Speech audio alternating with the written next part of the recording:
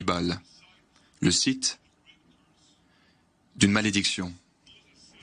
Moïse a dit, le destin du peuple, le destin sera déterminé par les choix faits entre la bénédiction et la malédiction.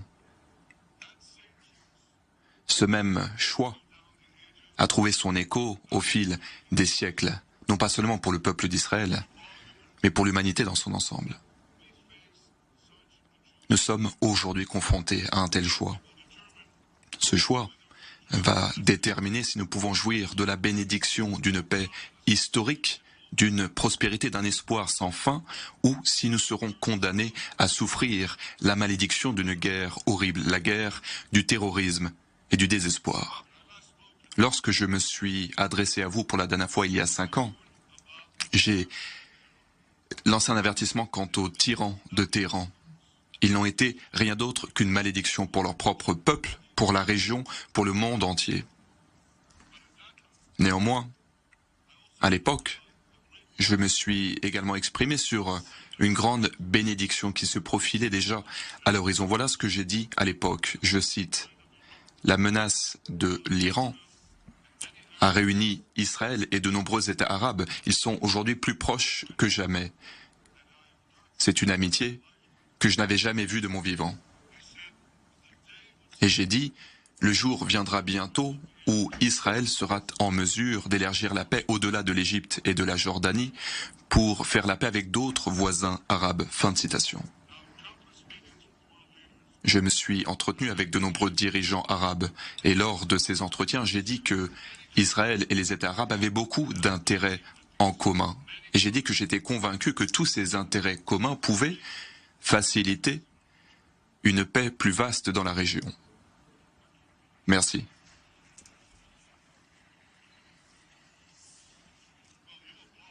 Bon, vous applaudissez aujourd'hui, mais à l'époque, beaucoup n'étaient pas d'accord avec cet optimisme. Pour eux, c'était un vœu pieux et ils faisaient preuve de pessimisme en raison de 25 ans de bonnes intentions, mais d'échecs dans les pourparlers de paix.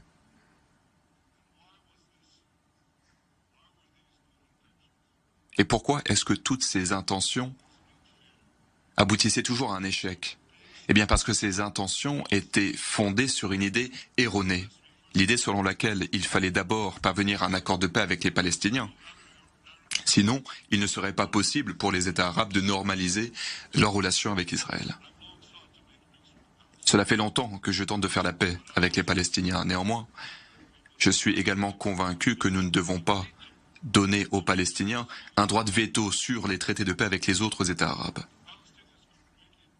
Les Palestiniens pourraient grandement bénéficier d'une paix plus vaste. Les Palestiniens doivent faire partie de ce processus, mais ils ne devraient pas avoir un droit de veto pour s'opposer à ce processus. Et je pense que faire la paix avec plus d'États arabes va, à vrai dire, augmenter nos possibilités de faire la paix avec les Palestiniens.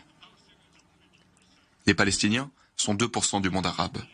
Tant qu'ils sont convaincus que les 98 autres pourcents seront en guerre avec Israël, eh bien, ce monde arabe pourrait finir par étouffer et détruire l'État juif. Voilà ce qu'ils pensent. Donc lorsque les Palestiniens voient que la plupart des pays du monde arabe se sont réconciliés avec l'État juif, eh bien les Palestiniens finiront eux aussi par abandonner ce fantasme qui consiste à détruire Israël. Et ils pourront enfin s'engager sur la voie d'une paix pérenne avec Israël. Pendant des années, ma stratégie de paix était rejetée par ce que l'on appelle les experts. Eh bien, ils avaient tort. Selon eux, nous n'allions pas pouvoir, dans le cadre de leur approche, nous n'avons pas pu atteindre à aucun accord. Mais en 2020, grâce à l'approche en faveur de laquelle j'ai plaidé, en 2020, nous avons essayé de faire les choses différemment. Et très rapidement, nous sommes parvenus à un accord inédit. 4 traités de paix, avec la collaboration des États-Unis. 4 traités de paix, en l'espace de 4 mois, avec 4 pays arabes. Les Émirats arabes unis, le Bahreïn, le Soudan et le Maroc. Les accords d'Abraham constituent un tournant de notre histoire. Et aujourd'hui, Nous voyons les bénédictions qui découlent de ces accords. Nous commerçons avec ces nouveaux partenaires. Le commerce est en plein essor. Nous coopérons dans le domaine du commerce, de l'eau, de l'énergie, de l'agriculture, de la médecine, du climat et dans bien d'autres domaines encore. Près d'1 million d'Israéliens se sont rendus aux Émirats arabes unis au cours de ces 3 dernières années. Tous les jours, les Israéliens gagnent du temps et de l'argent en faisant ce qu'ils ne pouvaient pas faire pendant des années.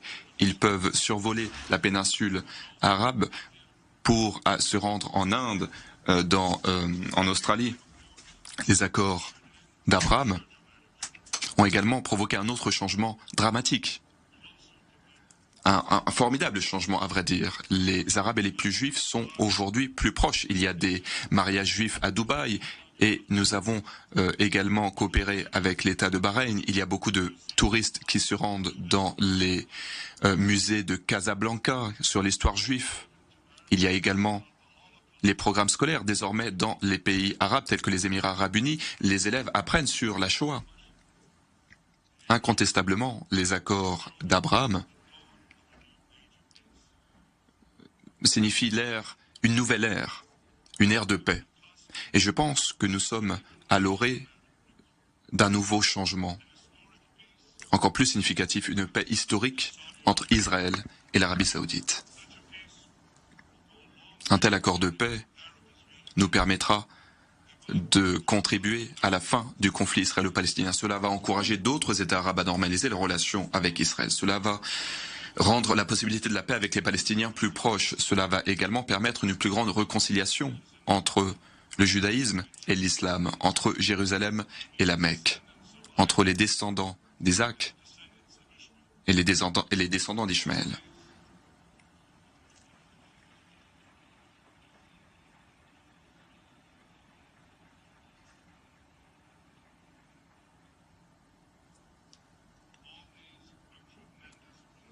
Ces changements sont autant de bénédictions. Il y a 2 semaines, nous avons également assisté à une autre bénédiction qui se profilait déjà lors de la conférence du G20. Le président Biden, le Premier ministre Modi et les représentants arabes et européens ont annoncé un plan pour un corridor visionnaire qui s'étendra de la péninsule arabe à Israël, pour connecter l'Inde à l'Europe avec des liens maritimes, des liens ferroviaires, des oléoducs, des câbles optiques. Cela permettra de mettre un terme au goulot d'étranglement et de réduire le coût du transport des biens, des services, de l'énergie pour plus de 2 milliards de personnes. C'est un changement historique pour mon pays. La terre d'Israël se situe à un endroit au carrefour de l'Asie et de l'Europe. Et pendant des siècles, mon pays a été envahi à plusieurs reprises par des empires qui sont passés par Israël. Ces empires se livraient au pillage et à la conquête dans d'autres régions. Mais aujourd'hui, nous allons abattre ce mur de l'hostilité et Israël peut devenir un pont pour la paix et la prospérité entre ces continents. La paix entre Israël et l'Arabie saoudite, cette paix va véritablement façonner un nouveau Moyen-Orient.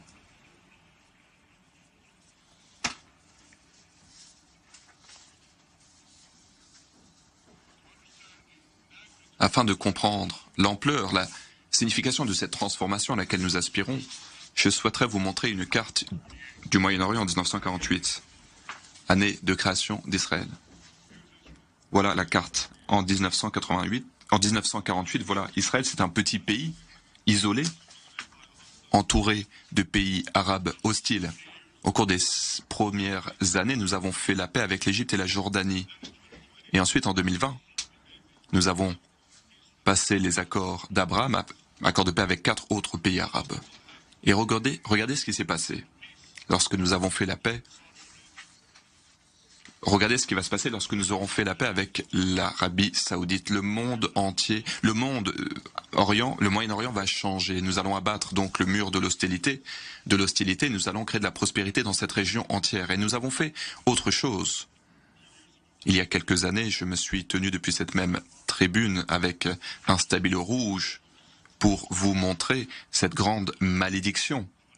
La malédiction de l'Iran doté de l'arme nucléaire. Mais aujourd'hui, j'utilise de nouveau ce stabilo rouge pour vous montrer une grande bénédiction, la bénédiction d'un nouveau Moyen-Orient entre Israël, l'Arabie Saoudite et les autres pays voisins. Nous allons pouvoir abattre les obstacles entre Israël et ses voisins et nous allons bâtir un nouveau corridor de paix et de prospérité qui va connecter l'Asie par le biais des Émirats arabes unis, de l'Arabie Saoudite et de la Jordanie et d'Israël jusqu'à l'Europe. C'est un changement extraordinaire, un changement monumental. C'est un tournant de notre histoire.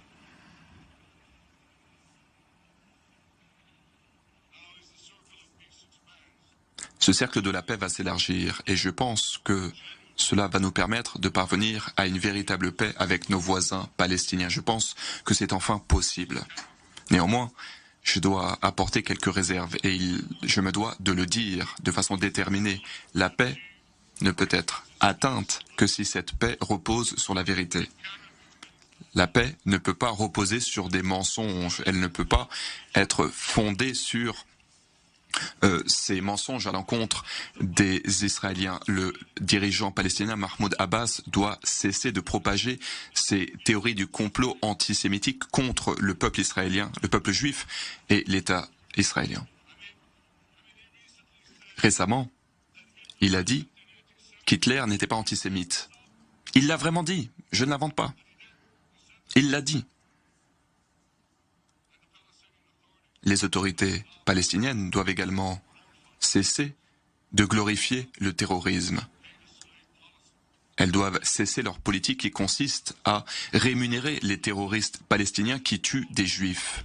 C'est absolument scandaleux. Il faut que cela cesse si nous souhaitons que la paix puisse prévaloir.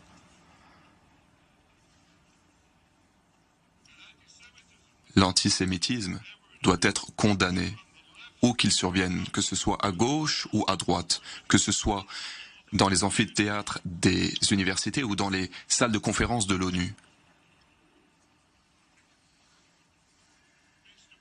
Pour que la paix puisse prévaloir, les Palestiniens doivent cesser de propager cette haine des Juifs. Les Palestiniens doivent se réconcilier avec l'État juif. Je ne parle pas seulement du fait d'accepter l'existence de l'État juif, mais le fait d'accepter le droit des Juifs à avoir un État propre sur leur patrie, sur leur terre natale Israël.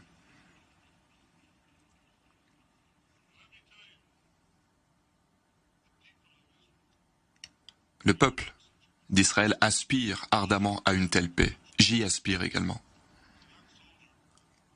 Lorsque j'étais un jeune soldat, il y a plus de 50 ans, mes camarades et moi-même dans les forces spéciales israéliennes, nous avons été confrontés à un danger mortel lors de nombreuses batailles sur de nombreux fronts, près du canal de Suez, ou encore sur le mont Hermon, sur le tarmac de l'aéroport de Beyrouth et ailleurs encore. Ces expériences, ainsi que d'autres expériences, m'ont appris le coup de la guerre. Un soldat a été tué près de moi. Un autre est décédé alors que je le tenais dans mes bras. J'ai enterré mon frère aîné. Ceux qui ont connu dans la chair le fléau de la guerre sont les mieux placés pour apprécier la bénédiction de la paix. Il y a de nombreux écueils sur la route qui mène à la paix. Il y a de nombreux obstacles sur la voie qui nous mène à la paix telle que je viens de la décrire. Néanmoins, je suis déterminé à faire tout ce qui est en mon pouvoir afin de surmonter ces obstacles, afin de forger un avenir meilleur pour Israël et pour notre population, tous les peuples qui vivent dans notre région.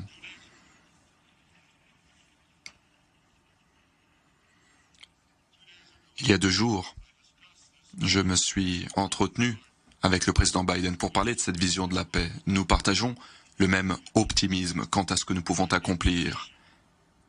Et je me félicite de son engagement à saisir cette occasion en or qui s'offre à nous. Les États-Unis d'Amérique jouent un rôle indispensable dans le cadre de ces efforts. Nous avons signé les accords d'Abraham et sous la houlette du président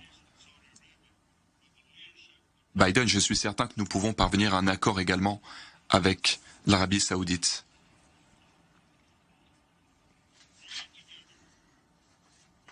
Nous allons travailler ensemble avec le prince héritier Mohammed Ben Salman et nous pouvons ainsi façonner un avenir béni pour tous nos peuples.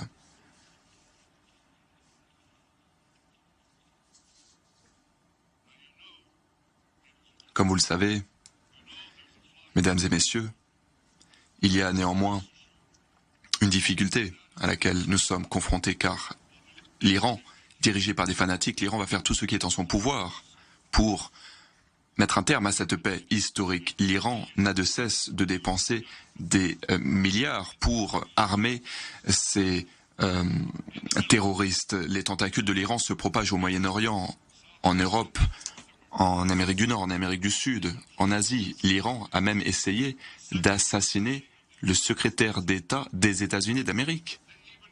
L'Iran a essayé d'assassiner le responsable de la sécurité nationale des États-Unis d'Amérique. Cela vous montre ce que vous devez savoir sur les intentions meurtrières et la nature meurtrière de l'Iran.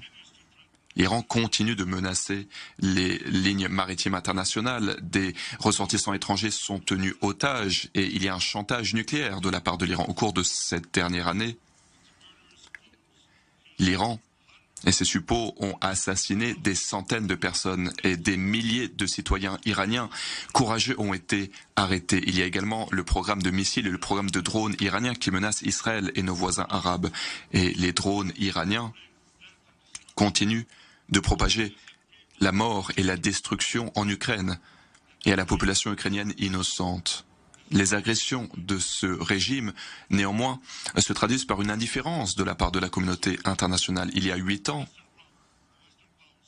les puissances occidentales ont fait une promesse. Si l'Iran violait l'accord sur le nucléaire, les sanctions seraient rétablies. Eh bien, l'Iran viole l'accord nucléaire. Néanmoins, les sanctions n'ont pas été rétablies. Pour mettre un terme aux ambitions nucléaires iraniennes, cette politique doit changer. Les sanctions doivent être rétablies. Et surtout, l'Iran doit mettre un terme à ce programme nucléaire. Tant que je suis Premier ministre en Israël, je ferai tout ce qui est en mon pouvoir pour que l'Iran ne mette pas la main sur sur des armes nucléaires.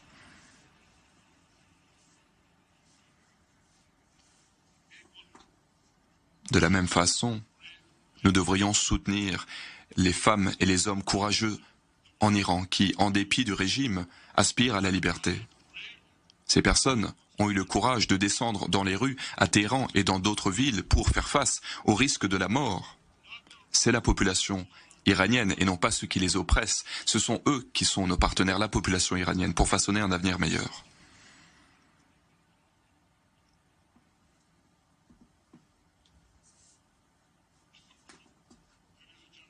Mesdames et messieurs, est-ce que notre avenir sera une malédiction ou une bénédiction? Eh bien, tout dépendra de la façon dont nous relevons l'un des principaux défis. L'émergence de l'intelligence artificielle, la révolution de l'intelligence artificielle gagne du terrain à un rythme effréné. Il a fallu des siècles pour que l'humanité adopte la révolution agricole. Il a fallu des décennies pour s'adapter à la révolution industrielle. Et peut-être que nous n'aurons que quelques années pour nous adapter à la révolution de l'intelligence artificielle.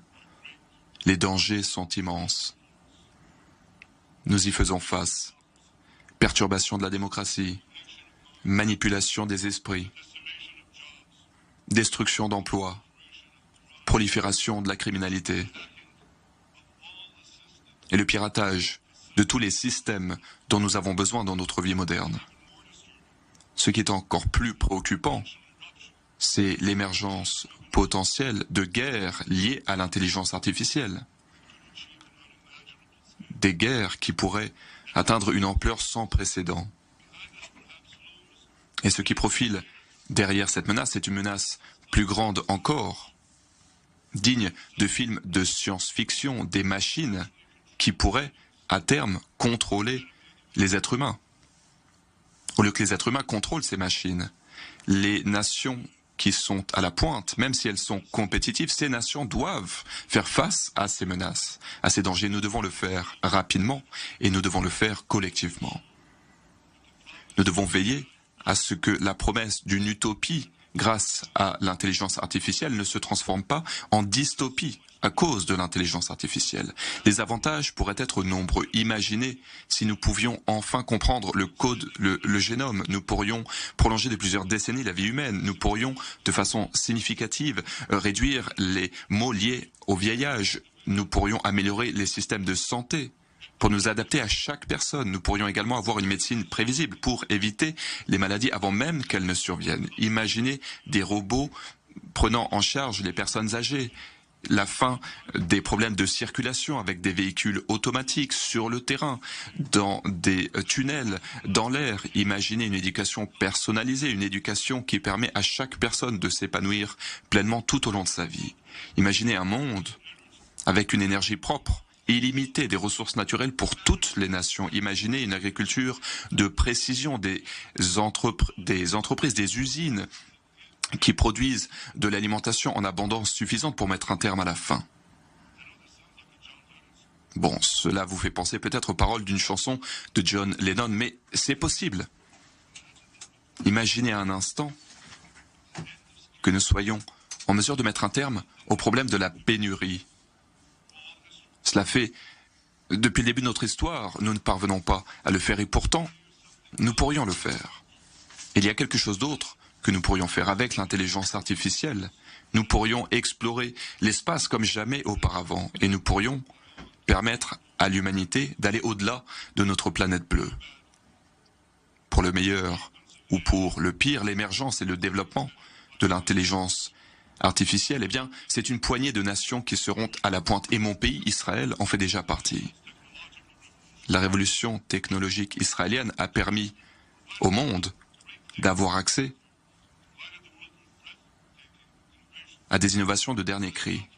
Et de la même façon, je suis convaincu que l'intelligence artificielle développée par Israël aidera l'ensemble de l'humanité une fois encore. Et j'en appelle aux dirigeants du monde entier.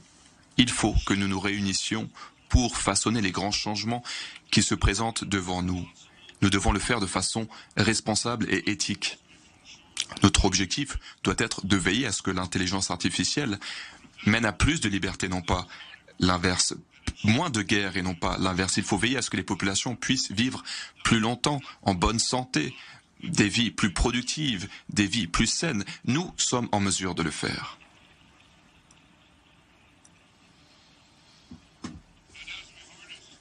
Nous devons pleinement domestiquer le potentiel de l'intelligence artificielle et dans le même temps, gardons toujours à l'esprit l'importance de l'intuition, de la sagesse humaine. Nous devons valoriser et préserver la capacité humaine, la capacité à faire preuve d'empathie, ce qu'une machine ne peut pas remplacer. Il y a des milliers d'années, Moïse a présenté aux enfants d'Israël un choix intemporel, universel. Je vous le dis aujourd'hui, voyez cette malédiction et voyez cette bénédiction. Choisissez avec sagesse entre la malédiction et la bénédiction auxquelles vous êtes aujourd'hui confrontés. Nous devons, nous aussi, utiliser notre détermination, notre courage pour mettre un terme à la malédiction d'un Iran nucléaire, pour mettre un terme à ce fanatisme. Nous devons faire prospérer la bénédiction d'un nouveau Moyen-Orient qui pourra transformer cette région émaillée par les guerres pour en faire une région de prospérité et de paix. Il faut que nous évitions les dangers de l'intelligence artificielle en utilisant le potentiel de l'être humain et de la machine pour créer un avenir plus radieux pour notre monde. Nous devons le faire de notre vivant pour toutes les générations à venir. Merci.